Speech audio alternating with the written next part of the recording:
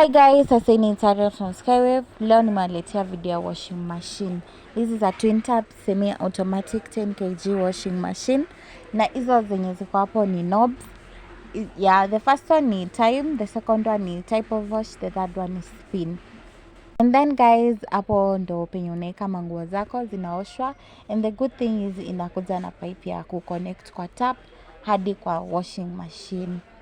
And then sasa guys, the second part ni spinner. Hapo ndo penye manguo zako zikishaoshwa unaweka hapa zikauke.